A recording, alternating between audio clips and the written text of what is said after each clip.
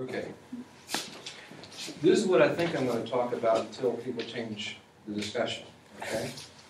And Caddo probably will later on, I'm sure. In any case, I'll talk about a little bit about collective intelligence. I think, Francis, you have a copy of the technological forecasting and social change article? If not, I'll send it to you tonight, and then you can give it to everybody else, because that's got the academic background. And then I'll talk a little bit about an application that we're doing both for the global situation on the future, and then a little bit about Egypt. We're putting in one for the country of Egypt, which is pretty interesting to do at this time in Egypt's history. And then a little bit about conscious technology. This is where the two of us actually began talking at the World Symposium, at the Foundation for the Future, 1999, I think it was. And, okay. Ta-da! Whoops, was that going to come up every time?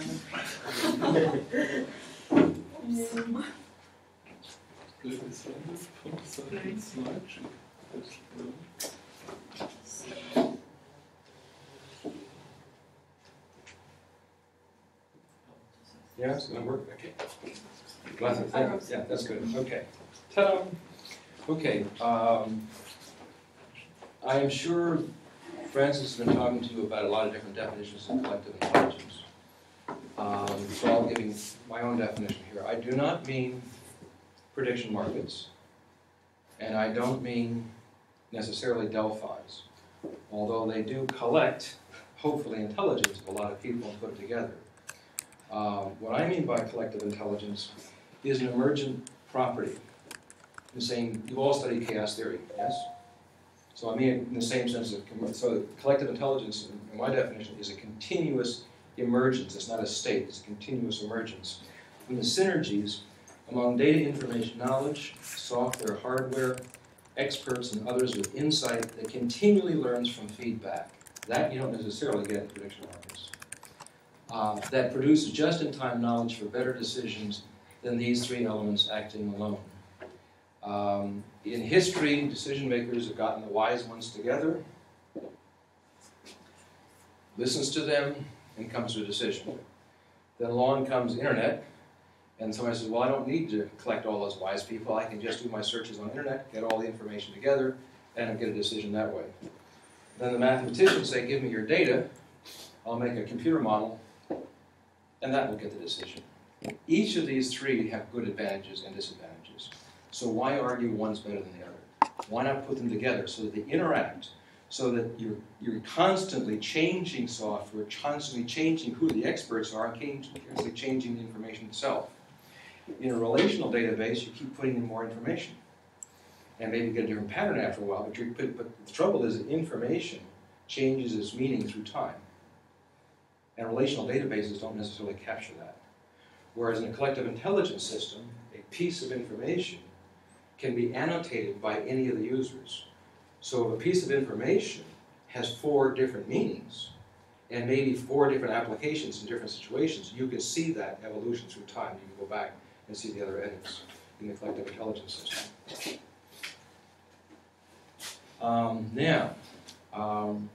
I would have gone to our website, and maybe I can still do that, but all of a sudden, our website doesn't let Max talk to it as of yesterday.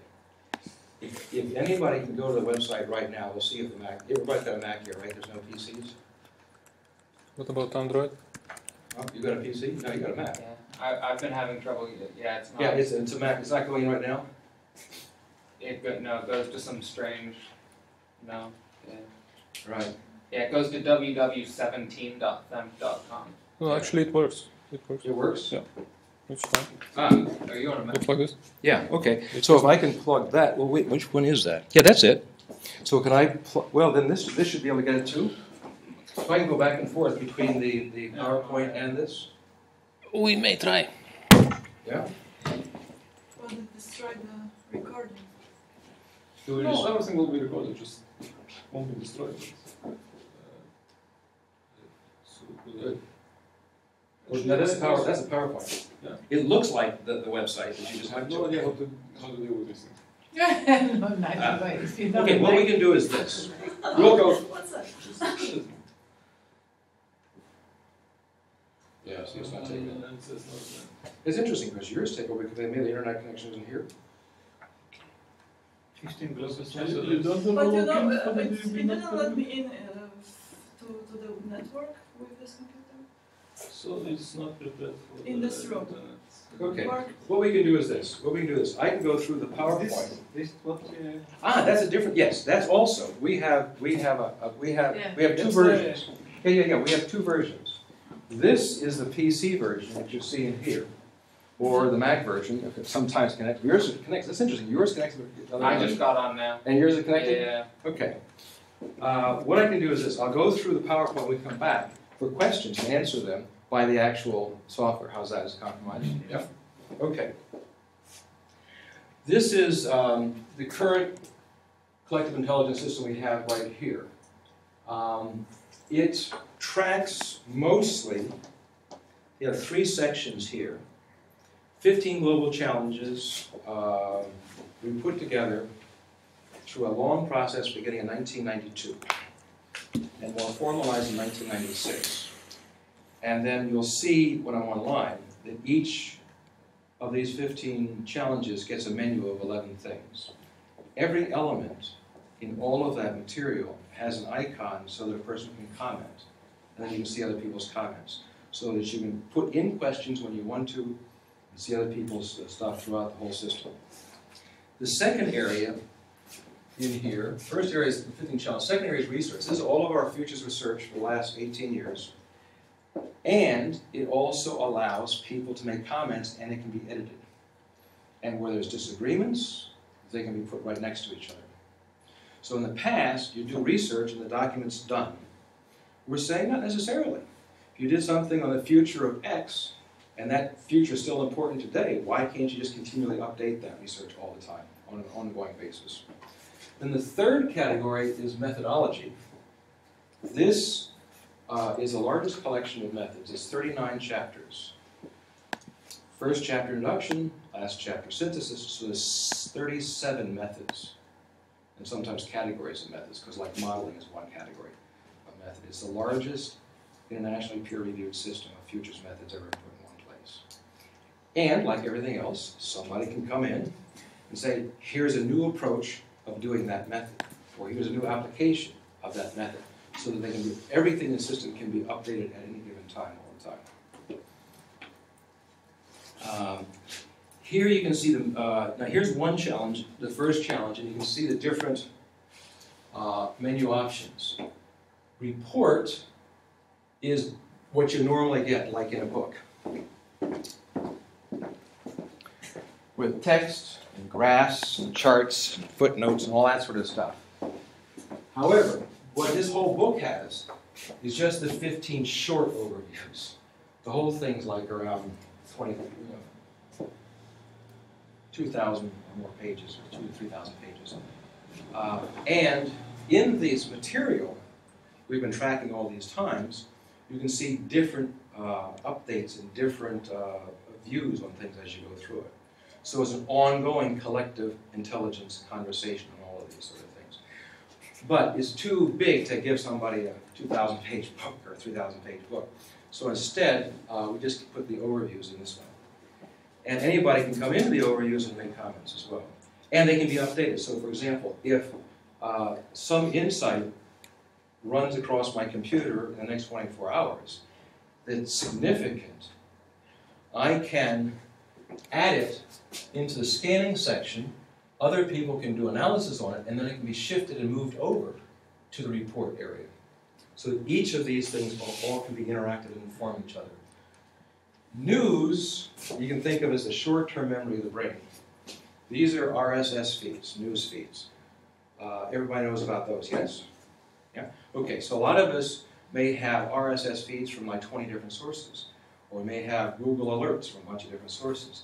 But that gives you 20 or 30 emails every day, right? Well, that can be a pain in the neck the more that you collect. So the idea is that we take what we think are the best news sources, cram those into one click for each challenge. Now, that still gives you a lot of news. So you can then search in that category. So if you just want to know about a particular kind of issue in sustainable development, you can monitor that in one location every day with a search, rather than having to go through 20 emails. Now, in the area under news, a news item, if it's something that ought to be moved from the short-term memory of the brain to the long-term memory of the brain, then you click on it, you can promote it to scanning. So all of the items in scanning are items that have been put there because somebody made a judgment about them. But then there's also an option to do analysis on each of those items, so that other people can do analysis on what you think is important for long term.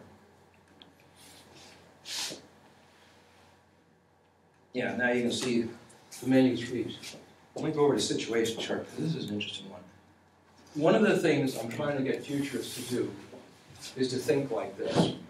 Many futurists will tell you what's wrong, but they don't get around to telling you what's to do about it. You know, they'll scare you to death on something, and then they'll say, we got to think about it, and then that's the end of the talk.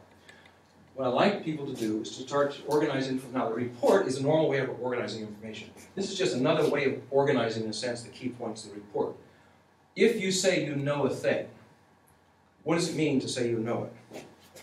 So if I say I know the situation in sustainable development, then I ought to know the atmospheric CO2. I ought to know the greenhouse gas emissions. I ought to know the country pledges. I ought to know the ocean acidity. I ought to know the fossil fuel subsidies. I ought to know Arctic ocean levels. I ought to know global temperature. I ought to know current forecasts about it. Right? Now, somebody else can say, wait a minute, you forgot about X. Right? Then we have a little peer review process for each of the 15 challenges. We've got about 100 reviewers for most of the challenges. Some of them we only got about 30, like organized crime. We want to get that up to 100. The reason is we want to have the advantage of peer review literature without the time lag.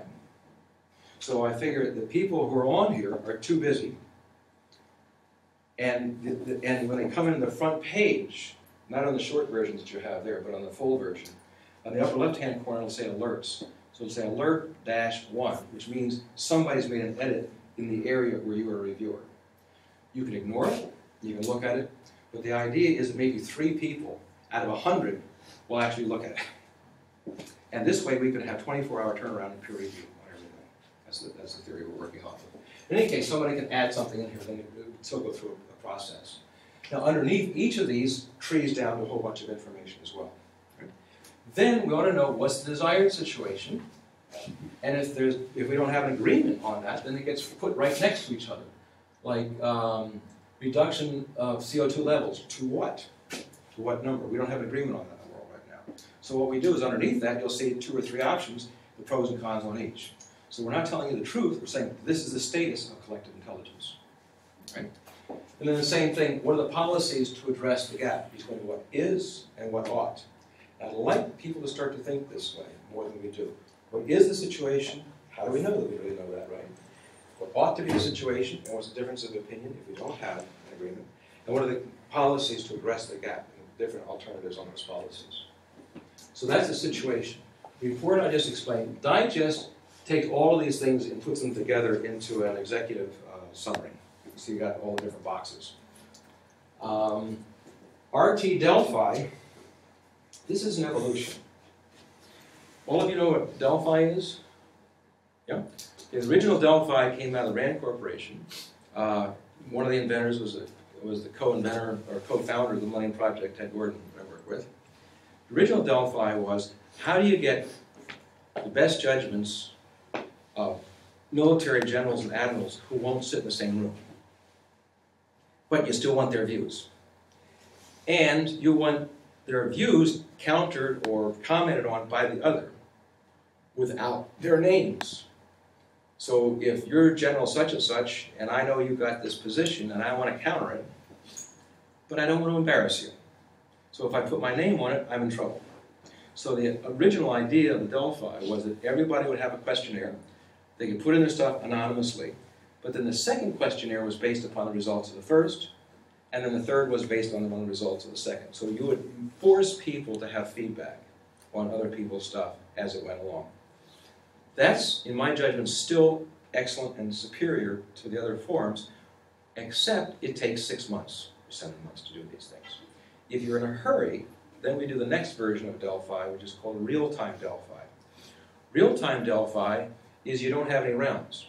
In a sense, it's roundless. Or it's as many rounds as you want yourself. You go on to the questionnaire, you put in what you want to, but you can read the other people's stuff, because they have numbers and they got text. So you can read what the other people have done. You can see how you compare up with the other people. And if you think that the other people or the reasons are not good enough, then you can say, that's all well and good, but you forgot this. The next day, or the next hour, as soon as you hit return key, it's in the system.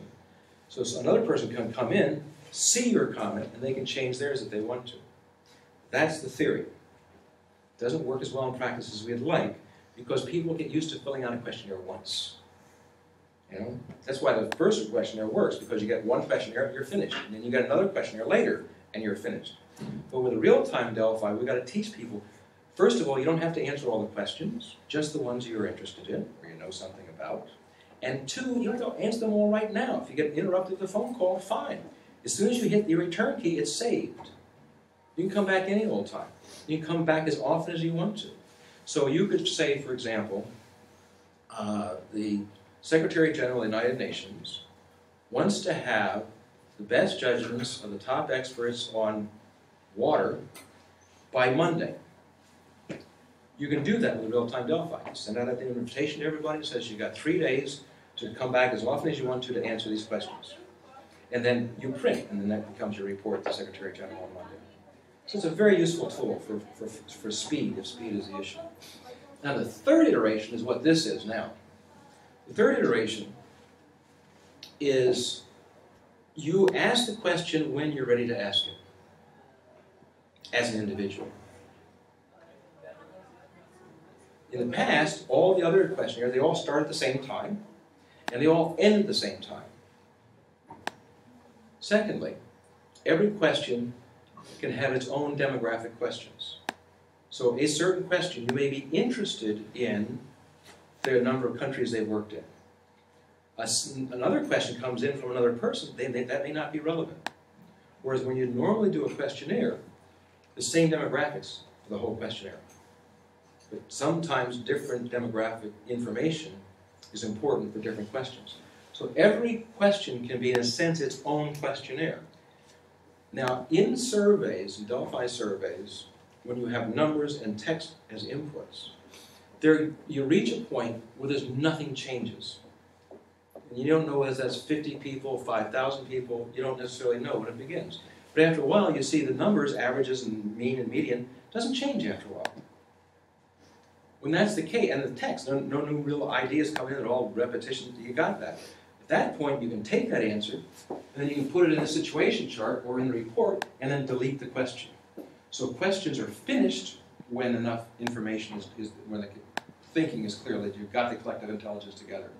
And that's a unique thing. We haven't operationalized this fully yet, but I'd like then to teach people to get used to the idea when they have an important question, go ahead and ask it. And they can also define all the sub-elements of the question. You know, by what year is this? What would inhibit it? What would enhance it? What budget areas it might be? What's the importance of certain areas? You can customize all the sub-questions you want to. And every set of sub-questions can be completely different than the previous one. You know, radio buttons, you know, sliders, whatever you want to do. This is a completely customizable way of doing Delphi. We haven't sort of like pushed it, announced it yet, but that's the direction we're going to be going into. Okay, that's real-time Delphi. Updates. Updates gives you all the edits in the system. So anything that's been changed since we started the system a year or so ago, you can see how it's evolved. We do have, when a person makes an edit, down at the bottom there's a little box to check if it's a significant edit. If you're just correcting the spelling, you don't have to bother everybody.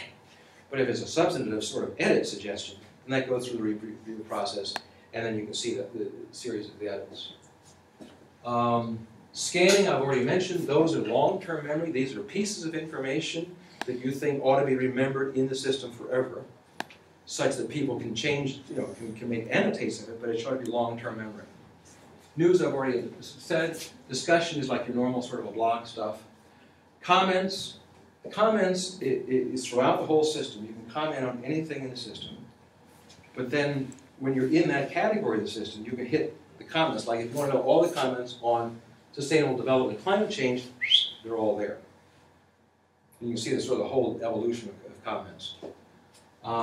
Models, straightforward computer models, and resources or web resources. We also have books in there as well, and papers. Now, one of the reasons I'm here is to speak with the European Union's Research, Innovation, and Higher Education 2050 Scenarios group. And one of the things I'm going to be recommending is that Europe ought to have its own collective intelligence system. And I have already mentioned Francis in this regard, by the way. I don't know if you're going to get a phone call or not, but at least the idea is to get you in trouble here. But why not create a European brain? I mean, even a third string brain is better than a no string brain. The European Commission, as you know better than I do, is like all over the joint. There's not a sense of coherence. There's no common platform to pull it all together, at least not in this easy way. So what I'm going to be telling them is it makes it easier for whole of Europe response to European challenges. How does Europe as a whole system respond to unemployment or whatever the issue is? How do you take all the resources of Europe to focus on something? There's no way to do it right now. Make transdisciplinary innovation research easier to accomplish and break down some of the academic barriers. Give experts and creative people a common platform to engage in building a European brain. It's one of the things I pick up. I'm running around Europe from time to time. And I get the feeling that the average person feels the Commission's got nothing to do with them. It's like it's somewhere over there. And if we had a European collective intelligence system, they would at least be able to go in and comment. So at least they can have their voices heard and added up when everybody gives comments on different areas. Increase the internationalization of research as the ECCO can connect local challenges with global challenges via other CISs around the world and build eventually, ta-dum-ta-dum, a global brain and a better civilization. Let me pause here on Egypt, because I don't think I've got a slide on Egypt. No, I don't. Okay, let me go back up. Go away, go away. Thank you. What we've done in Egypt. Can you go back to point 4? Yeah. Ta-dum. Yeah. I just wanted to read it. Oh, yeah, okay. I'll get everybody to have a copy of the PowerPoint as well. But the idea there, we can federate collective intelligence systems. We almost got to do it in southeastern Europe,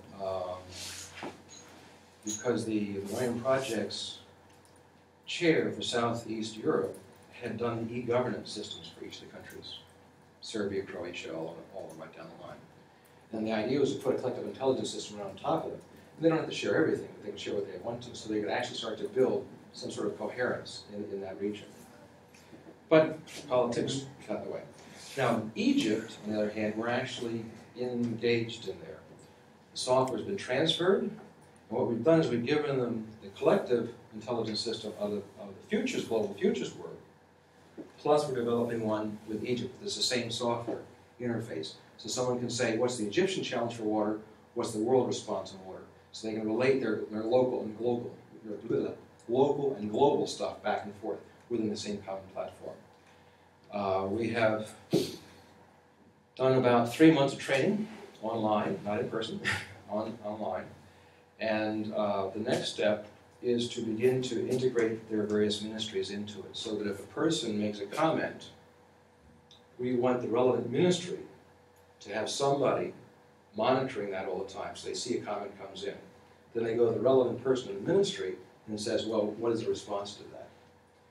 If there's no response, everybody in Egypt sees it. And this is anonymous or? Anonymous. We're thinking about giving people a choice. In Egypt, with the military government? As best as we're able. As best as we're A able. lot of trust for people to trust them. Yeah, but we're going to have to, because Egypt is fractalized more than you can believe. There's no common place in that place. It's not just simply the brotherhood and the military. It's far more complex and fractalized than that. Now, one of the things I want to do when the next visit is to sit down with the bloggers. I want to teach the bloggers how to use the system. Now, if somebody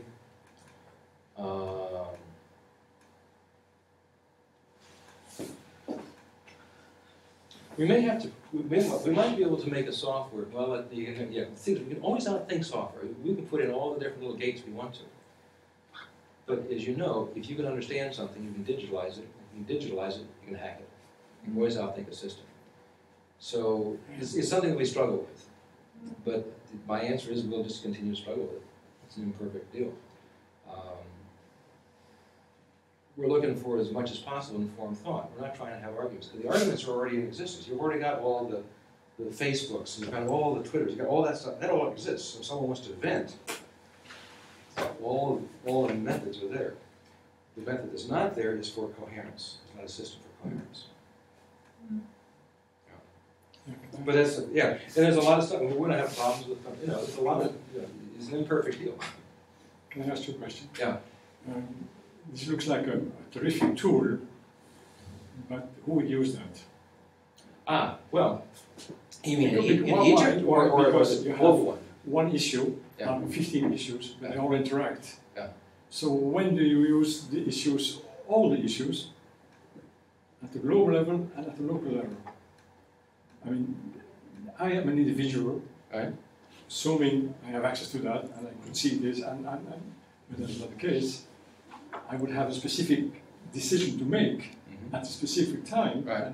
and place to do. Right. But that's only 1 million possibilities within the system. So where do you concentrate on the global system? Do I make myself clear? Yeah. Well, the 15, think of What the is 15 challenges as like the human body. Mm-hmm. We've got the respiratory system, the circulatory system, all of those systems are important. We take one out and we're dead. And we're saying the same thing. Well, here's 15 challenges as a framework to understand the global situation. Now, but going back to your first part, if I had a decision to make, I go in, and let's say it had to be on an energy thing. I might go to challenge 13 and take a look at the situation to see what's occurred. Aha, I know about that. Didn't know about that part. That's interesting.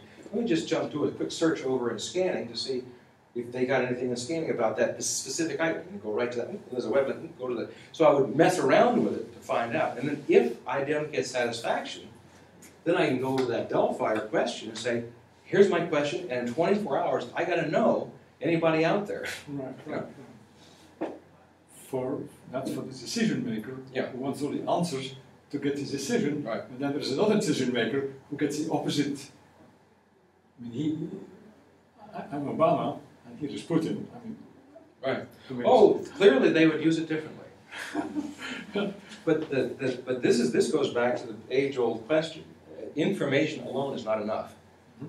But it doesn't mean we shouldn't give good information. All right? This won't solve all the world's problems. This is a tool, and it'll be used differently for different people.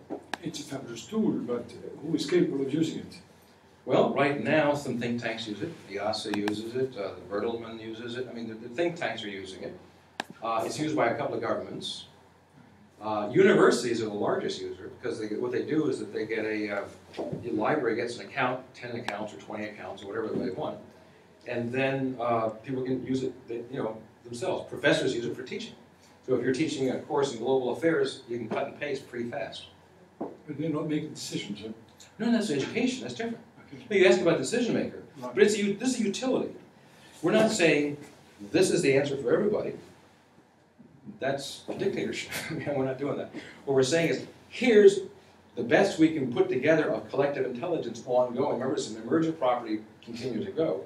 So let's say a Putin or a Putin A puts in this, and then or Obama puts in that, then we got them right next to each other.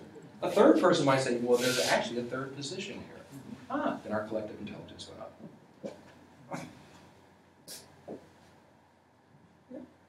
Now, we did actually do one for Kuwait, but that was not public. That was behind their firewall. That was for the Prime Minister's office. Stuff came out of it that did go public, like studies on obesity and other problems that they've got. So they did use it to prioritize research, but it wasn't public. So Egypt would be the first public one as a country. Okay. Yeah. You speak about global brains. Yeah. I'm thinking about global cognition. So cognition requires perception on one hand and also a kind of ability to act, an actuator. This seems to answer pretty well perception and some information processing. They don't see how action can really be Right. initiated from the system. So Right. if you have That's any the ideas, answer. We don't do that. I mean, the system itself doesn't implement a decision. I mean, it doesn't do that. We hope as it evolves, comes to it will replace the influence system. decision making. You know, maybe improve decision making, but it is not an actuator. It's not. It needs an owner. Yeah, I mean, people use it. It's how you use it. It's like electricity. You use electricity for the room. You use electricity for your car. Like this is like a utility in that sense. Now, I do believe from past experience that information can generate its own power. I'll give you an example. There's a process. There's a group participatory process called charrette. You may have heard it. Architects will know about this term, charrette. A charrette is you take something, you're going to design something, a school building, a city, whatever you're going to design, and you say, what are the elements of the design? And you have people in those elements, and then they come back together and say, here's the whole design. They go back to the parts. Here's the whole design. They go back to the parts. They do it for a week, 3 days, whatever. And then at the end, there's a deadline and a press conference, and boom, they got it. Now, so I was in one of these charrettes in the United States in Baltimore on education, and there's a large piece of land in the area that the owner of the land already had all of his permits done and all of his stuff done. He had the right to do what he wanted to do. His stuff was in the charrette because it's part of the educational area. As a result of the charrette, he changed his decisions. There was no legal power to make him change. But the information process itself, and I watched that. I said, that's a new kind of power I have not seen before. Participatory information power, feedback systems can actually change behavior when there's not a legal reason to do it. So one of the behavior changes I hope that this thing will do is it gets people over this argument about saying energy is more important than water, or unemployment is more important than technological investment. The truth is, we got to do it all. And we're always caught these. The same speaker made the same comment earlier in that conference today. We need to open up our mind to considering the whole system as a whole. We don't have to do everything, but we have got to respect. We don't ask a violin to be a trumpet. It's an opera. So we understand the opera works as a whole experience of an opera. We don't have that as civilization yet. Maybe some poets do, some philosophers. We don't have it. So I hope that this reinforces that idea of the interconnectivity of knowledge and that it evolves through time. Yeah? Now, what we can do is switch computers. If I can go, I actually show you how the thing works live. No? Not going to do that? Yeah? How do you envision this tool as a mechanism for changing actual action? Like, how do you have any ideas for how it could change the? In other words, do you have any ideas for how it could change the role of the politician? Like, have you ever, in your own thinking, like it is a tool, but it's a potential tool that could affect organization of the function of the politician. Yeah. So in your mind, do you have any ideas about that or any thoughts on that? Well, I can say from the Kuwait experience that it did initiate new policies. But that wasn't the public participation thing we're talking about here, but that, in that sense it does. What I'm hoping is that we'll start to understand, or decision makers will start to understand, that we really need to do a lot of things simultaneously and together. Like when you cook a meal, you don't just do this and then wait 2 hours to do this, and you wait 2 hours to do this, and wait 2 hours to do that. It won't work. Well, a lot of our civilization, I think, is like that. Decision makers got to understand the large complexity. The trouble is, they're overwhelmed by the complexity, so we need a system to organize the complexity so it's not overwhelming. I would say that, yes, they're overwhelmed by the complexity. They're also overwhelmed with ideology and money. as well. I mean, maybe even more so. Yeah, well, we're not gonna solve that problem. I know, expose but, it, you we'll know, expose yeah, it. but of We'll course. expose it, but we won't solve Yeah, it. yeah. I we'll expose just, it. I just looked at Organized crime? organized crime is an issue. Yeah. But in solutions, it's not addressed. Yes, it is. No, it's Yes, it moral is. and ethics. No, no, no, Which is no. no Look legal at reinforcement. challenge 12, challenge 12. Go to challenge 12, and then look at situation. Corruption index I have, policies to address. No, go to the menu. No, I see it as a challenge. All I right, see it yeah, as a okay, go to the challenge. challenge, then click on the challenge. Yeah, All right. Then go to the menu option. well bribery as a challenge. Current No, situation. that's not a challenge. That's a subunit.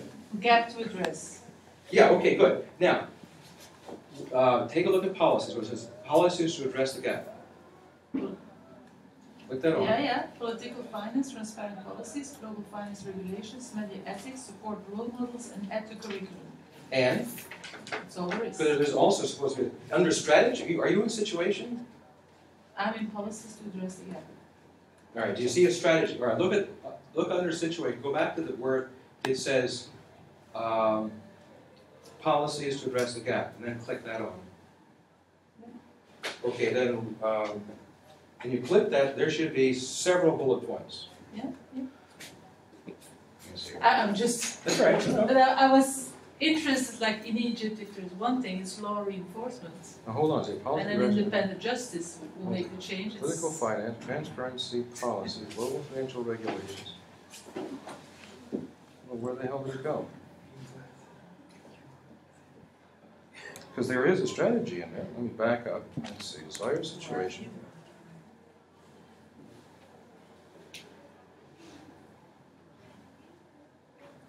Because there is a strategy in there. Oh, well. It could be, no, but this is an important point. Universal Declaration. Who defines what goes there? That's the whole collective. There's about 500, 600, 700, 700 people. So we have editors, 1 to 3 per challenge. Underneath that is 100 reviewers. Then underneath that is subscribers and people who will decide to put something in. So the strategy should be here, man. So fundamentally, it's the editors that have the power. I'm sorry? It's the editors that have the power. No, it's also reviewers, because the reviewers say, yes, this is fine. The editor has to say yes. The editor can't overrule that. It's like a peer-reviewed journal. It's the same approach. And if you put in a comment, and it wasn't, editor's suggestion, it didn't come out right, that you're as, you can put in your comment. There's always a redress all throughout the whole system. By the experts. No, by you. Yeah, but If the you experts made a that suggestion, no. If the expert, you have the expert reviewer for a suggested change or edit. Right? Now, if that process does not satisfy you who made the suggestion, you click on that section. There's an option for comment, and then bingo, up comes the comment. And your comment is right there for everybody to see. So then, if the reviewers say, well, that's still our position, and this is your position, then we put them right next to each other. That's fine. But this is, anyway, but this is practical. no, but this is a serious problem, because we do have a strategy in there, and I'm not seeing it on this. Yeah. Let's see, desired So if situation. bribery is an issue, law enforcement is a solution. No. That's something is weird. Did anybody got access to this? Not this version, but did you have access? To the Website? Yeah, good. Go on to challenge 12. Because right now I'm connected Yeah. to the GA, and also it's This Grid is- also not. You signed in? current situation. You're not logged in. You gotta log in. Otherwise, it won't let you see everything. Have you logged in recently? You know your password and all that? yeah. Oh well, here. Okay. All right. Now, let's report the situation. If I remember Let's see. Global strategy. Click it right there. Policies to address the gap. Oh, it's going to be subscribed. Boy, that's a weak point. That's a glitch in the system. Because we do actually have a global strategy on organized crime. And if you're interested, I'll be happy to give you about five minutes on it. Yes? Oh. But it's not treating me right.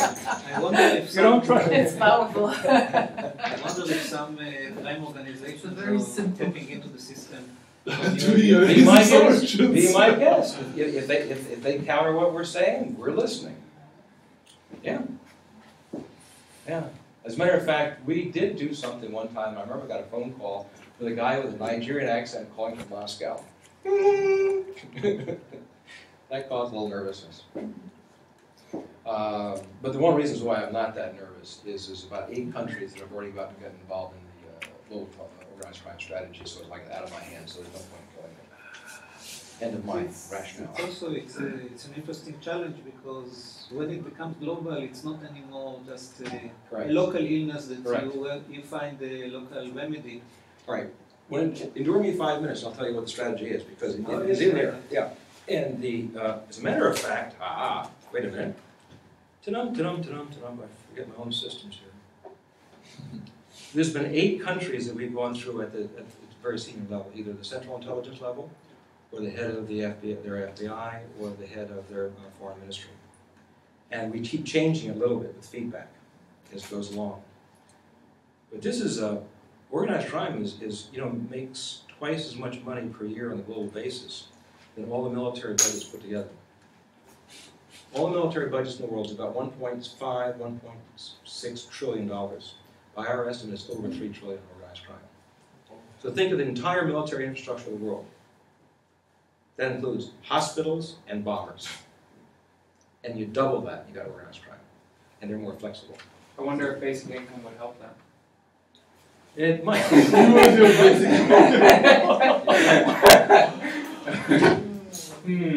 It might. Maybe. I have the right strategy. If you like, you can I find think something. basic income is a solution for all problems. Okay. Well, what do you think? What do you think? It's pretty obvious. It's pretty simple.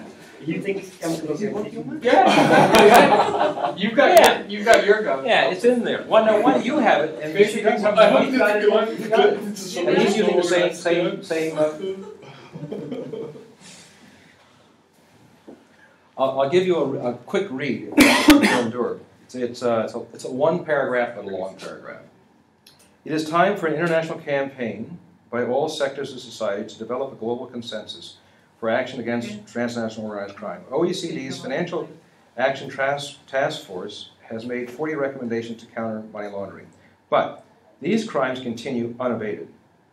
2 conventions help bring some coherence to addressing organized crime: the UN Convention Against Transnational Organized Crime, which came into force in 2003, and the Council of Europe's Convention on Laundering, which came into force in 2008. Possibly through an addition to one of these conventions or through the International Criminal Court, a financial prosecution system could be established as a new body to complement the related organizations addressing various parts of organized crime today. In cooperation with these organizations, a new system would identify and establish priorities on top criminal groups defined by the amount of money laundered. Key point. Right now, all the organized crime strategies are in categories. We're working about uranium. We're working about prostitution. We're working about animal tusks. But it's not an integrated system. So the idea, if you do it by numbers, you're not going after a crime or a nationality. It's just an empirical thing. Who's money laundering the most? So you define by the amount of money laundered. To be prosecuted one at a time. Key idea. Right now, everybody's trying to do everything. They got nothing done. So the idea is you go out the largest one first. You slowly work down the list. It would be, they would prepare the legal case, identify suspects' assets that can be frozen, establish a current location for the suspects, assess the local authorities' ability to make the arrest. If someone says, we're going to arrest them, but they're in the take, so they're not going to do it. Send the case to one of the number of prosecuting courts, such courts, U.S. peacekeeping, and it goes on. The idea is, when I talk about the legal stuff, is we could, the IMF, because it's the only entity that brings together central banks and ministries of finance, it could agree to upgrade the software and make it not backwardly compatible. What that means is you can trace all the money laundering stuff. Because right now we got all kinds of 3 different systems and all kinds of different stuff. And the only power banks got is to receive and send money, and that's controlled by software. So then you would be able to then run the program to say, okay, give me the largest money launderer to the smallest. So that would give you a rank order.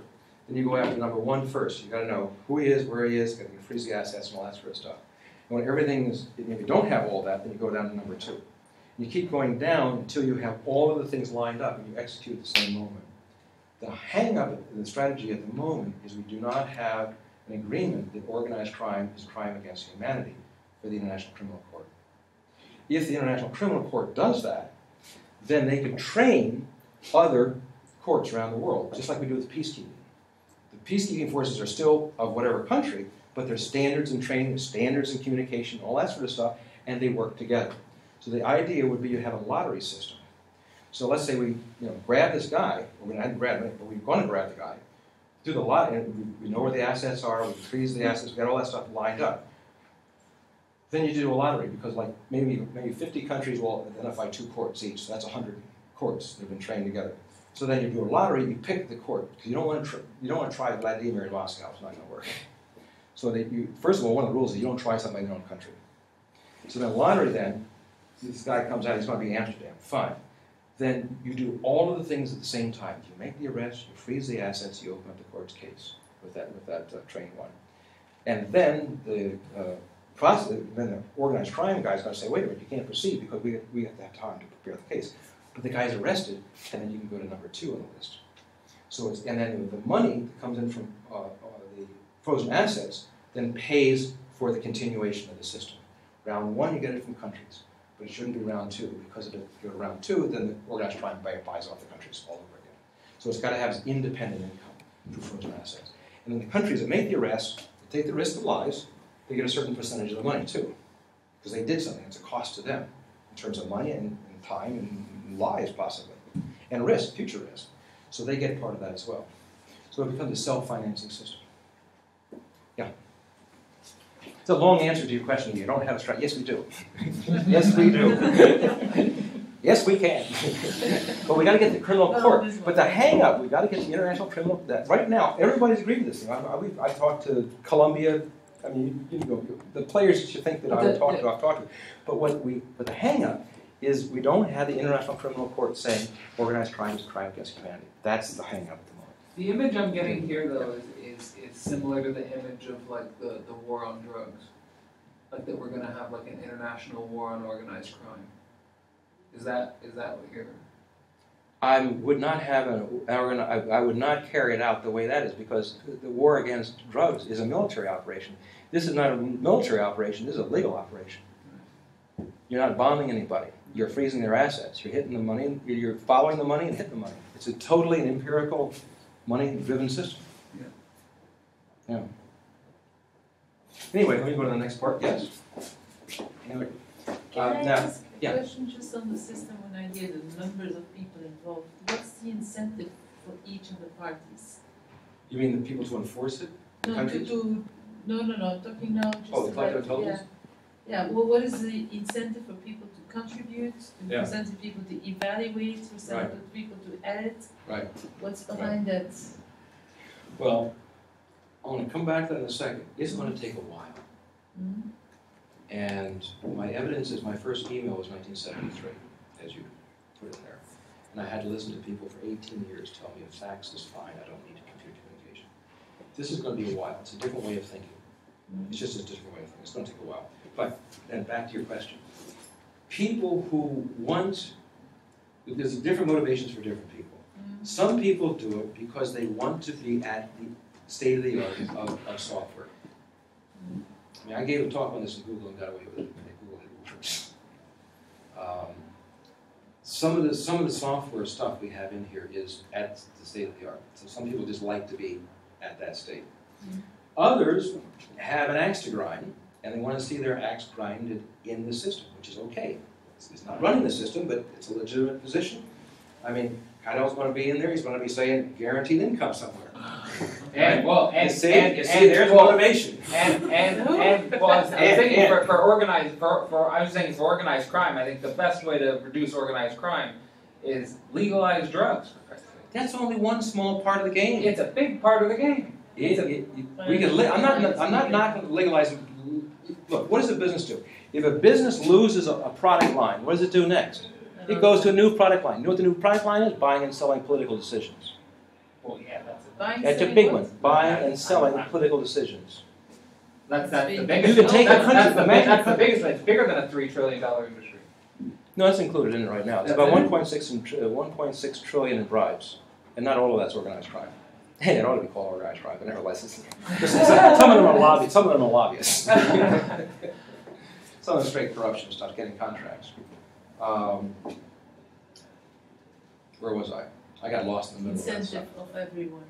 What's that? Incentive of Oh, incentive. everyone. Okay. Another incentive are futurists, because futurists. One of the differences between a futurist and a planner.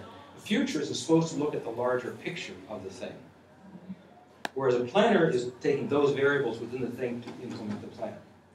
So a futurist, by their nature, needs a system to keep track of a lot of broad information, and that's hard to do.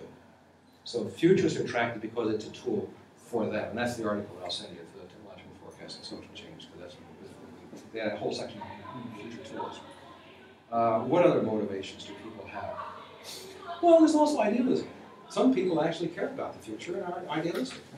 So idealism is in it as well. And these editors are... Businesses are in it because it cuts their costs for strategic planning research. By the way, I would relate futures research to strategic planning in the following way. Futures research is the food, strategic is the muscle. Strategy is what you implement, what you're doing, but you feed it with the future stuff. Right? They're two different things. So corporations use this as input to them, their strategic planning office. So they're different motivations. But the editors and the reviewers, are they paid or do they No. do this? No. If we get rich enough, we will. We're happy to pay them. Right now, we're poor. Yeah, if somebody, if Gates gives us an endowment, we'll change all of our management rules very fast. Yeah. But the people have been involved in the Millennium Project for 18 years, about 4,500. Not all of them are in this. But they know enough that it's interesting to play with us because it's better than a lot of them will play because it's for their good for their own profession or their own institution. There's also a little cachet. I mean, as Cadell can tell you, when I was off in this EC meeting we just came from, a whole lot of people came up about all kinds because it's helped their careers. Yeah. On your list of 15 challenges, then where is human rights in? 15. 15. Okay. Ethics. Global ethics. Yeah. Human rights. Okay, so you have a conference in Morocco, 94 countries, 5,000 participants. Yeah. How will they ever come to a decision? I don't know. I don't run those meetings. I don't go to those meetings. I ask only one to come. Could this help? Well, if it's true that an organized body of knowledge makes us better, then yes. We're giving coherence to all that stuff. What's the situation? What's the report? What's the news? What's the scandal? What's the questions? What are the resources? What are the paper? So it organizes it, and then they can search through all that sort of stuff, do pattern analysis as well, and they can make their comments. They can get their 2 cents in, because if they go to the conference and they weren't heard, they can come in here and put in their position. As long as it's not, swear words or something, you're in it. Okay? Now, we can come back to that too. But since Brenda and I first met over conscious technology, I figured I should throw some comments about that. That's a little bit more on the theoretical side of things. Conscious technology is a view of the future that I stuck in this book called Future Mind. Did you ever get one of these? Yeah. You got that one, good, okay. The idea behind this, and it does relate to the collective intelligence stuff too a bit, but the idea behind it is that I noticed that think tank X would say that think tank Y was wrong because they were not the same think tank. You know, and nobody gets everything wrong, and nobody gets everything right. And this prejudice, prejudging other people's positions all the time was driving me nuts. So I said to myself, what is the largest prejudice in history? And my own answer was between the mystically oriented and the technocratically oriented. Technocrats tend to look at the mystics as, you know, worthless, silly people who are not going to make a difference. And the mystics tend to look at the technocrats as like irrelevant to what's important about the future of life and the spirit and so forth. Now, by mystic, I give a very superficial definition, because beyond that it gets to be no agreement. By mystic, I mean one whose primary strategy in life is to share consciousness. So if the baby falls down, the mystic caresses. In education policy, consciousness raising. That tends to be the strategy. The technocrat, on the other hand, the baby falls down, wants to put the Band-Aid on.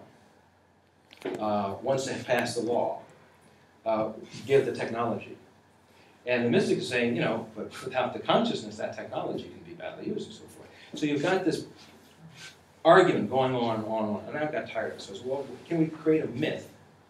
You know, if humans can't live without myth, but what's a useful myth to start to address the prejudice? The idea is if you could address the prejudice between mystic and technocrat, then maybe some of the other prejudices fall away a little bit. Now, so then looking at future stuff with that lens, so to speak, I said, okay, you've got humans becoming cyborgs, we're integrating with technology, that's a fact.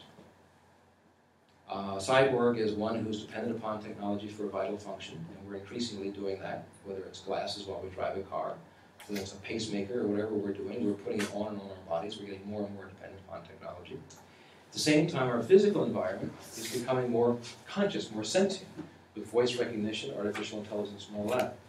When these two mega trends merge is when I would consider the conscious technology age. So slowly but surely you're seeing people becoming more cyborg, and you're seeing, on the other hand, the environment becoming more conscious or sentient. As these two trends eventually merge, becomes a post-information age or conscious technology age. The network definition I put in Future Mind, I just visited for the first time in a bunch of years, I don't know if it turned out I still agree with it, is the merger of the human body and technology. It's also the implementation of intelligent computer programming and everything external. It's the appreciation, keyword, is the appreciation of the dynamic relationship between technological advances and consciousness growth. Advances in technology alter consciousness, which in turn invents new technology. It's the merger of the mystic's attitude toward life, toward the world, and the technocrat's methods of organization of the world. It is a way to view things as much as there's a new set of things to be viewed. Just as the industrial age gave us a way to view resources, it also gave us a vast array of machinery to be viewed. It is a condition of civilization wherein the majority of people and intelligent technology are an interrelated whole. You would still be able to distinguish humanity from technology, as you can distinguish the color from the rose, but you would not be able to separate humanity from technology in the future, just as you would not be able to separate the color from the rose. So that was the network definition. So it's the interaction of those things was the definition. So kind of this is what I was talking about, precision and right to the point stuff. This is my simplification of history in the future. Yeah. Is you've got in the agricultural age, the product was resources and food. Then it moved to machine with the industrial age, information services. With the conscious technology, it's linkage. Networks. Hmm? Networks. More than networks. An example I like is imagine you go to the airport 30 years from now, maybe 20 years from now, and they say, I'm sorry, I can't give you a boarding pass until I see you take 2 aspirins. And because at this point you will have had smart socks that are keeping track of your blood flow, and that telecommunicates to a repeater cell, which then goes to the database of your insurance company, your insurance program, whatever it is, then matches up, you're getting toward a danger point. The insurance company has made a deal with the airlines to be so notified because the insurance company, the airlines don't want to have a dead body coming out with a blood clot. Right? Bad PR. So then that then comes back to you at the airport and says, you got to take 2 aspirin before I let you on the flight.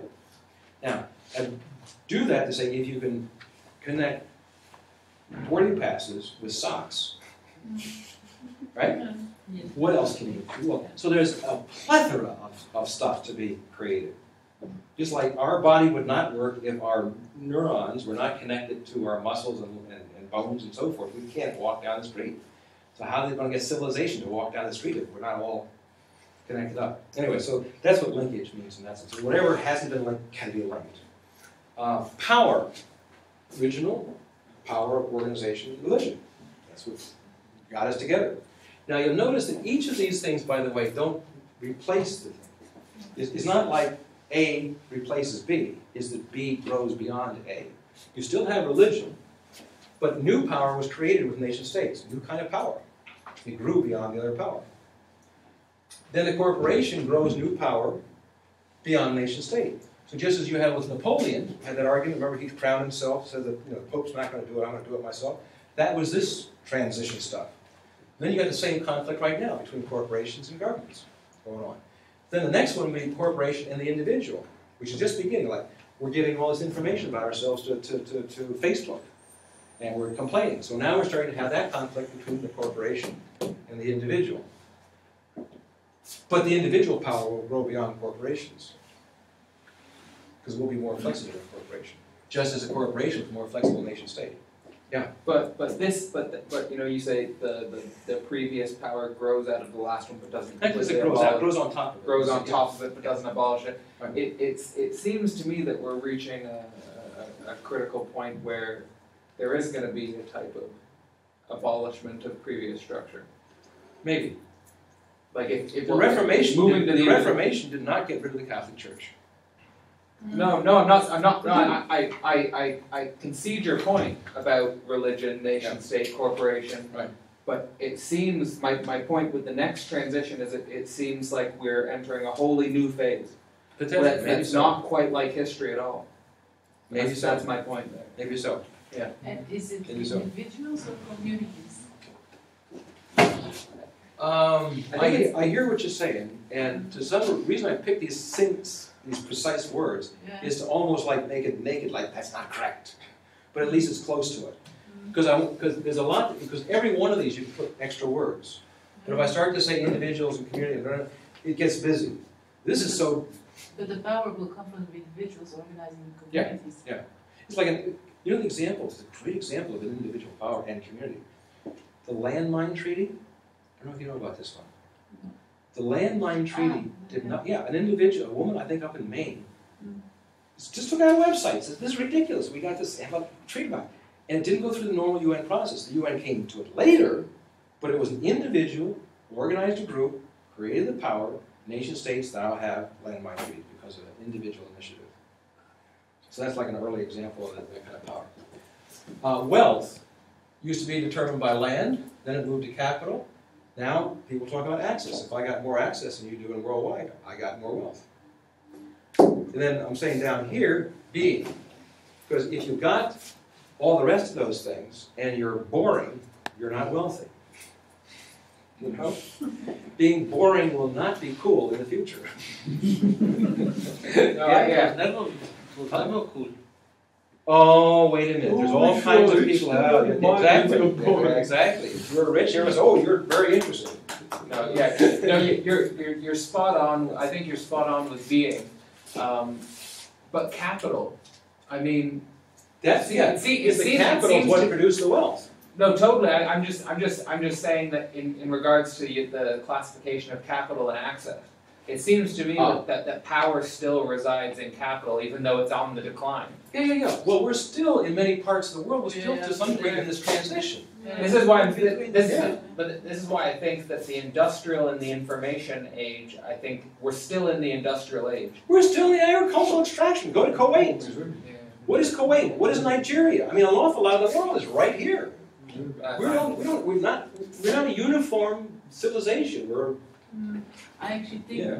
because I made Fair enough. almost a similar picture, but between the agriculture and the industrial, you have a trading phase. You have one phase more where the whole, from 15th to 17th century, that is when big empires came about, because Yeah. they had the power of, they had the fleet, Mhm. and they had the access to trade. Mhm. So I think there's another area between this. There probably is, and I encourage you to write that. The reason I'm sticking with this is because it's so damn simple. Yeah. And there's always a But I made trade-off the simpler between, slide, so- between simplicity. You know where I got this from? Years ago, I wanted to have not .com, but .com. I was right, because period is the dot on the bottom of the column. Yeah. Whereas a dot can be anywhere in the column, right? I was right, but I lost. Why? Period's one syllable. And that's why I lost. I mean, not period, but dot. Yeah, dot was one syllable. Yeah. That's why I lost. So I learned from that, if you can make it simple, I know. do so. And then underneath it, you can have the complexity. You know, like to write the whole damn book, right? But you still got to have the simplicity to get people to take that first step. Anyway, place, obviously Earth resources, then moves to the factory, moves to the office, and then motion. Because where are you in such conscious technology civilization? Your location is sort of irrelevant because you're a little bit everywhere. War, what over location, then resources, perception, and identity. Let me explain perception. This is something that's really badly understood. And this is a real serious problem coming up. And information people have got to address this one on information warfare. I make a distinction between cyber warfare and information warfare. Cyber warfare, you're blowing up command and control communications and viruses. You're damaging something. Right? You point to something that's damaged. Information warfare, you don't know you've been hit. And I'll give you an example. This was done with Saddam Hussein. If you remember on the first Gulf War, you would see these CNN footage, news footage, of a rocket from his area went up, gets hit, and that's it. You went up, got hit, right? That's what you saw. That wasn't the truth, the whole truth. Because some of those rockets were going into Israel. Now, if enough rockets had gone into Israel, Israel would have come in. If Israel came in, it would have split the alliance, and the war would have been a mess. So the United States was trying to figure out how you get into Iraq to get rid of those missiles. Couldn't do it. They were mobile launchers. Couldn't do it. So they said, how are we going to do it? How are we going to do this? Well, Saddam had, in the previous war with Iran, had taken they had a war, but then when the war came out with us later, he put some of his planes over in Iran. Because in his mind, I want to use those later, so if my stuff's going to get wrecked, I'm not going to use it. So by showing that all those rockets kept getting hit, he became convinced that he was wasting his rockets and he wanted to save them for later on. So he voluntarily stopped sending those rockets. And that's why Israel never came in. That's information warfare. You take an opponent and you figure out what is his information flow, and you manipulate that flow. So he never knows he's been hit. And he does a decision here, not a decision here. That's information warfare. Now, the difference between that and advanced marketing may be nothing. I mean, this is scary. And Now, it's not new, huh? It's getting worse. I mean, but the sophistication is getting stronger. Now, the reason I got emotion in my voice about this is about the fallout from information warfare is paranoia. When the atomic bomb was first made, people did not know about fallout. You go back to the original stuff. They were talking about blast. That's it. The fallout, they had to get dirt up in the air and radioactive. It wasn't in the calculation. Now we know the fallout is the big deal. I think the same deal will apply to information warfare. The fallout would be paranoia. Because if you cannot trust your lines of communication and information, that's behavior. It's not maybe psychotic in the sense of blood test, but it's behavioral paranoia. I don't want to live in a paranoid world. And I have not been able to figure out how to prevent information warfare yet. And I'm working on it. So we don't have a strategy on that one yet. There are also other sources of paranoia at the moment. Everybody's paranoid about ISIS and Ebola and I don't know what. Right, I know. Those paranoias I don't worry too much about. But they are They're the same a small thing scale. about this access of information And Ebola, which is a local thing, is suddenly a global thing because of this access of information. Then you have a perception of contamination, which is totally ridiculous. Yeah. That's why you get paranoia. Just that line. Yeah. Yeah. So then on time, the original time was cyclical. People say there's nothing new under the sun because there wasn't. It was a cycle, agriculture, right? You went around in a circle. Then linear. You even had linear production, Ford Motor Company, linear projection. Right? Then flexi, when you work, when you don't, flexi time. And then it becomes an invention. If time is at least a measure of motion, and that motion can change in so many different ways, your sense of time might be quite different at different times in your life and with different people. So it becomes an invention rather than just flexible. So anyways, that's my overview. Explain the word motion. Okay, yeah, motion, all right, here we're talking about place. Where does it happen? It happens on the earth with resources. It happens in factory, it happens in the office. Here, because you're in motion. When you're doing, all right, imagine that you have contact lenses with 20 different virtual realities going on that you voice activate, or you move your eyeball around. One, yeah, so you're in many different places. And you happen to be walking down the street at the same time. So where you are, what you're doing is so complex. It's way beyond me. Where does your mythical dimension come in that network there? Mystic. The mythical. You're sharing consciousness.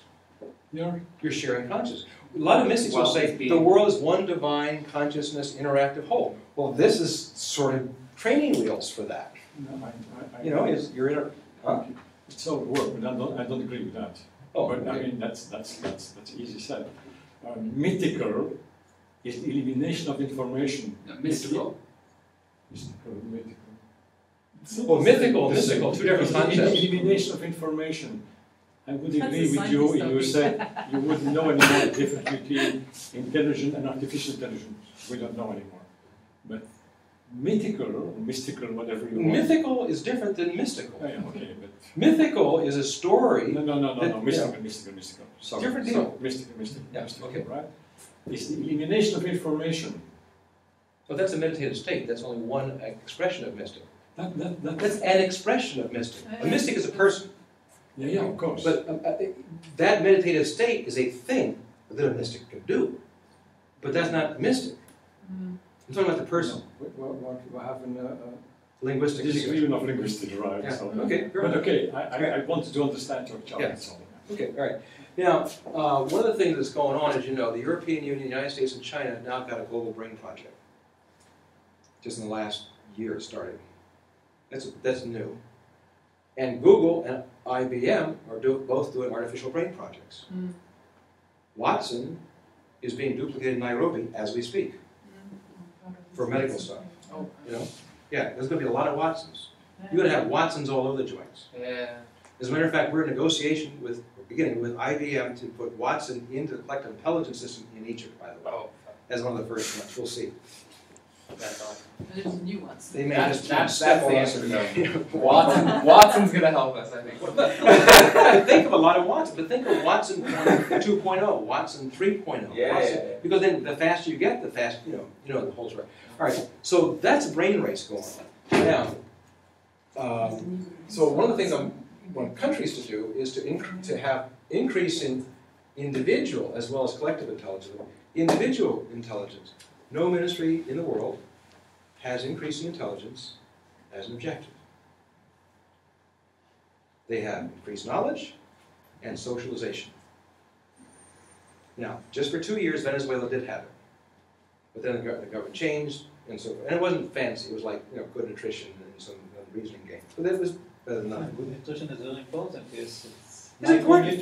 Micronutrient initiative. I'm not knocking it, but I'm saying that's all it was doing. Oh, wait, no, wait a minute. Raise the average IQ of humanity in 5 points. Yeah. It I will be think- a different world altogether. 5 points. Hey, I'm up. You will not see the difference if you wake up in next morning with 5 more points of IQ. Well, let me show you something. All right, one, so we're talking world system and individual. Now, how do you push the individual? All right, each of these points don't get you much, but together it does. Responding to feedback. If you just get feedback, it's information overload, makes you dumb. Right? You got to respond to feedback. You got to finish the loop. Right? 2, consistency of love and diversity of environment. This came out of National Institute of Health. Huh? It builds your resilience. Exactly. That's why intuitively, you know, when a little baby, you put on a crib, the little thing hanging down, right? But we should change the color, the lighting, or the position. Otherwise, the next day the brain goes, hey, I saw that already. Why do I got to wire? There's nothing to wire about. So you need consistency of love and diversity of environment.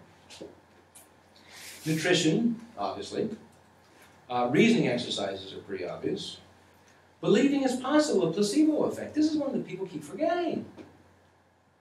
You know, in medicine, if people say it's worth 10%, you know, Yeah, that's true. but in 2 directions, right? Down and up. That's 20 points. That's not nothing. Another is contact with intelligent people. I mean, imitation is one of the basic strategies of life. Imitating, right? That's why we say that, you know, don't go play with Johnny rather than John or Sam, because Johnny's smart and the other guy's not. Sam's an asshole. What's that? Yeah, fair enough. Yes, all right. I'll use that one next time. But now, before you could not, it wasn't physically possible to have 99% hang out with 1%. But it is in cyberspace. You could have an avatar of Einstein teaching you his reasoning about how he evolved the theory of relativity. You could do that. And looking into a screen with Einstein's eye is different when you're looking into a textbook. So the idea of association with intelligent people and intelligent culture, well, it should have an effect on the brain as well. Again, not much, but a little. Go for coffee with Plato. Yeah. So I'm saying. Yeah. Software systems and gaming. Now, Korea doesn't too much, I know. But we know that that has an impact as well. Neuropharmacology, that's the controversial one, but the brain is at least a chemical system. It's more than a chemical system, but it's at least a chemical system. And what's the right chemistry at the right time? What chemistry should you have when you're listening? What chemistry should you have when you're sleeping, when you're talking, when you're athletics? You know, different brain chemistries at different times. Memes. Everybody knows the concept of meme? Yeah. Yeah? Okay, so you got women who are pretending not to be as intelligent as they really are because they're afraid to scare away the guy. Have you ever seen that? Never seen that. No. Never seen that. Now, but that's the placebo effect working against women, right? That's a mild, self-hypnotic suggestion that you're not as smart as you really are. That's not cool, right? So if you had memes like intelligence is sexy, stupidity is dumb, etc. I mean, you know, put these things around the. I just made the second one up. This is the first one I had. But stupidity is dumb, you know. Anyway, but imagine we put all these things, you know, in classrooms, in walls around, and we slowly surrounded ourselves by memes making intelligence a good thing, because intelligence is not necessarily perceived in society as a good thing. It's a controversial thing. You know? Don't be too intelligent. No. Who the hell do you think you are? In English, Wise guy? being smart can have a pejorative meaning. Yeah. Yeah, and you ever see the U.S. comedy series Big Bang? Big Bang Theory. Yeah. Because here you got these guys that are very intelligent, and every once in a while they talk about when they're children, how people always beat them up. 10, low stress, stimulating environments, music, color, fragrances, improve performance. So now here's 10 people will tell you that that is a short-term impact. It doesn't last. That's true. One I'm missing. What? One I'm missing, controversial, but genetic intervention. That's long-term. I'm talking short-term. Ah, Ta-da! The longer term. Ta-da! Yes? So we got those in there. Okay? But now the reason I distinguish... biopsy the plaque on the brain from the neurocell to good. That's my favorite. That's my favorite. Well, think of how much old age is screwed up because of plaque in the brain. We've got organisms that do our digestion. You know, you're a minority in your own body. There are more foreign organisms, different genetic structure than yours, in your intestines and all that sort of stuff, than cells in your body. We're all minorities in our own body. Anyway, but we got nothing in our brain, no pun intended. We got nothing in our brain eating the plaque. So could we do synthetic biology and create that? There's no scientific reason that that couldn't be done. And if it's done, that's a big deal. So those are long-term impacts, but the first 10 are short-term impacts. My last question on this is, so when my argument back to people who say, well, it's just short-term, I say, so is oxygen. Oxygen's impact on my body is short-term, but I keep breathing. So if we just can sort of got out that yes, there are ways to improve intelligence, yes, the brain does, can grow and improve, then that's something I want to do. Yes? I was going to say, for longer term, do you consider nanotechnology as well, or is it mostly focused on genetic? Do you think it's mostly genetics that's the solution for longer term increases in intelligence, or do you think nanotechnology as well? I don't know the applications. I can understand how to do synthetic biology. I don't know. I'm not saying it can't be done. I just don't know. I'm just asking your perspective. I don't know. I mean, I can see digestion of plaque is basically a form of sugar stuff in the brain. I can see how that gets eaten and digested through the limbic system. I don't know how. See, the nice thing about having organics do it, you flush it out of the system, whereas the nanotech might not flush out of the system. It may, it might bioaccumulate in certain parts of the brain and cause problems. If I want to be a guinea pig, I want to be a guinea pig for the biology rather than the nanotech. Well, hopefully the guinea pigs will be the guinea pigs. Yeah, until we have more animal rights. But then computational science comes in. Yeah. Computational science, as you may know, is you're doing simulation on a computer, you're running your experiments. So you don't have to build a lab. So it speeds things up. So maybe we won't have to do the guinea pig. Anyway. I just read a book which is called Brain Chain, and one of the key intelligence enhancers is sleep. Yeah. Which today is totally forgotten. I know. With me too. I had an overnight flight. 1 hour or half an hour on the flight. Checked into your residence. Couldn't get to sleep. Went to the conference. Came here. So you're looking at sleep deprived right now. It should I could be more intelligent in this talk actually if I got some sleep. yeah, but it should almost be on your, because as a society we're not Good thought. Good thought. taking it into account. So much for the base 10. I gotta go to 11. Okay, all right. Good, all right. Now, we all know here about artificial intelligence, the idea of autonomously write and improve its own code by responding to feedback sensors worldwide. Will accelerate AI's intelligence worldwide, but moment by moment. And when that actually happens, that's going to be much faster and much more changed than Moore's Law. And we already know about Moore's Law's impact. This is one of the things that the group I'm working with, the European Union, finally got through to them. This is just one phenomenon, but it's a major phenomenon.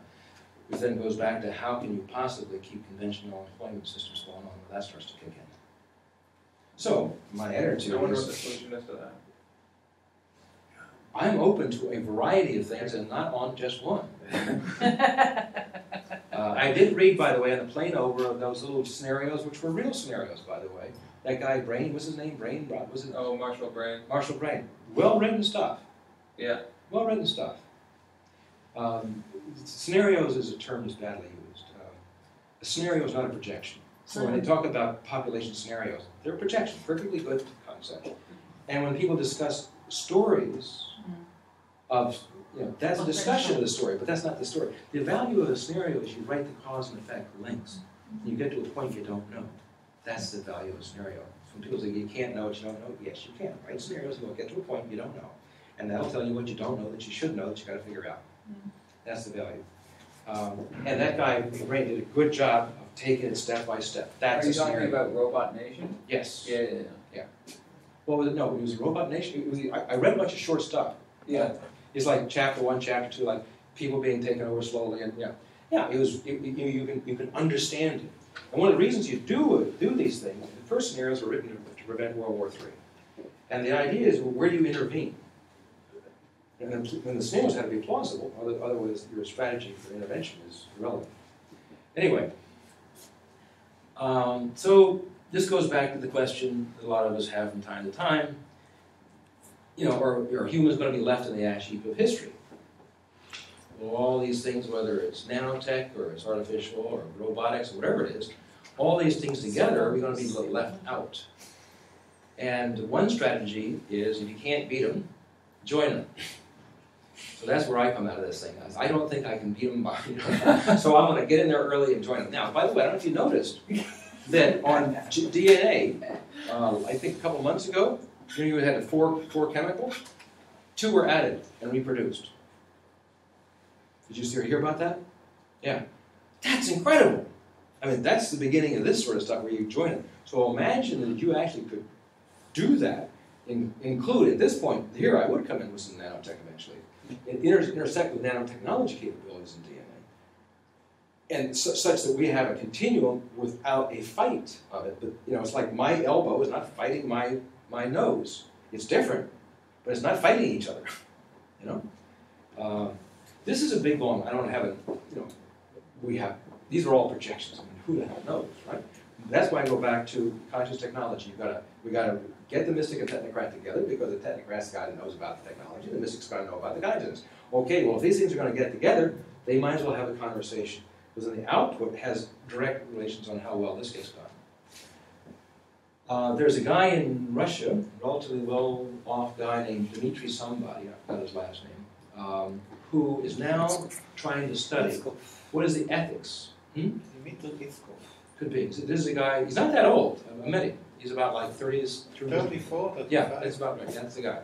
And he's in the process, he wants to, the idea, understand the idea that you make an avatar and then you teach your avatar about yourself. A whole bunch of if-thens, expert systems, and so forth. So you're in the process of making a duplicate you, so to speak.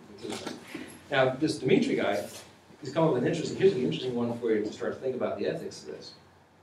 How do we know that whatever that's called consciousness, whatever it is, that evolves maybe but parallel with us, but maybe beyond us. What is it like to be in that substrate? I mean, because we're used to it this way. What's the ethics of it? How do we know it evolves in a spiritually good way? How do we know? How can we make sure it's a good thing? I love that question. It's a damn difficult one, but I think it's worthy to ask. So I think he's on to an important question. So you're aware of this guy. Are you aware of his studies on this question, on ethics and all that? Has he written a book on it yet? So I remember he had a bunch of people up in New York, some Tibetan monks and so forth. Yeah. He makes the biannual conferences that he's a billionaire, so he finances everything and he just collects think tanks of experts. Do you ever understand what I'm talking about on this idea? Like, if you can make a duplicate you, how do you know that that duplicate's not a total duplicate, but it's a different thing. It's got your if-thens, it's got your reasoning, it's got your history, it's got all that. But it's a different thing with all the rest of these capabilities. And if we make these things that turn out not to be cool, then we are in the ash heap of history. So I think it's an interesting. Many other things that we did. Huh? As a race, like many other things that we did. Yeah, but they didn't finish us off. You build it? Yeah, but we didn't finish it off. And you see what happens. Yeah, I know. But we didn't finish it off. This time we're in this sort of we could be finished off. It's like nuclear bombs. That could finish us off. You know? I just wanted to say, have you read Martine Rothblatt's Virtually Human? This just came out this year, but if anyone's interested in this topic, it's a book called Virtually Human, and it's all about this. Martine Rothblatt, she's a transhumanist that's worked with Kurzweil AI. Yeah, so much stuff to read. It's terrible. It's terrible, yeah. Would you guys stop fighting if I can catch up?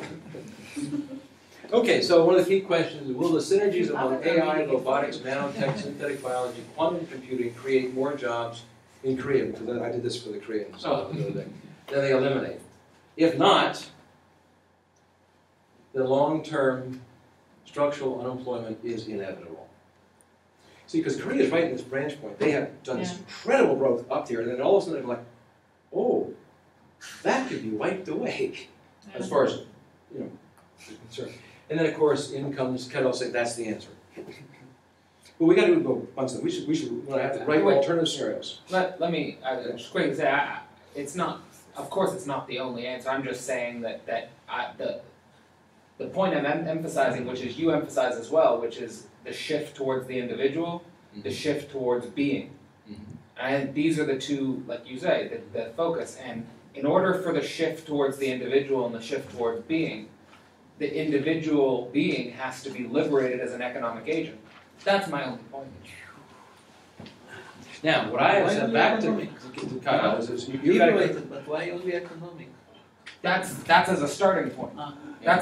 I'm saying this is the starting point for the next It system. sounds- Then let's build on this. It Yeah. sounds Let's build on very this as the Roman starting Empire, point. But that's the starting point. Anna met circensen, vet and games. so because we're looking at it I will 2050 think with it the will not be betting Europeans, games, I but said with the other. 36 years from now, 2050, where they're looking at, what will be emerging and from what? From what? I mentioned that my email was early on, and I was involved in forecasting information technology for a bunch of years. All of the forecasts that everybody's ever done, including myself, with the exception of one, understated stuff. Yeah, yeah. The only overstatement I ever found was Negroponte saying by the year 2000, every capital in Africa would have a cyber cafe. I think 1 or 2 didn't have it. But that was it. That was the worst forecast. All the rest of them understated everything. And I used to do these things like, conservative, moderate, and then far out. All my far out categories by those years passed.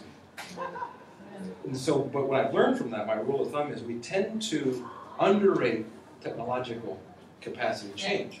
But we overrate how quickly humans will use it. We're dumb on the application. As I'm saying, the 73 email, 18 years telling me fax is fine. We just take a long time. And the engineer says, well, there's the answer, man, do it. Well, it's a long time from... Anyway, I put this other stuff in this State of the Future book. You haven't used the word exponential. Oh, it's been used more than once. And by the way, often used Yeah. incorrectly. Use more than enough. Yeah, no, it's you heard it the moment everyone is talking about it.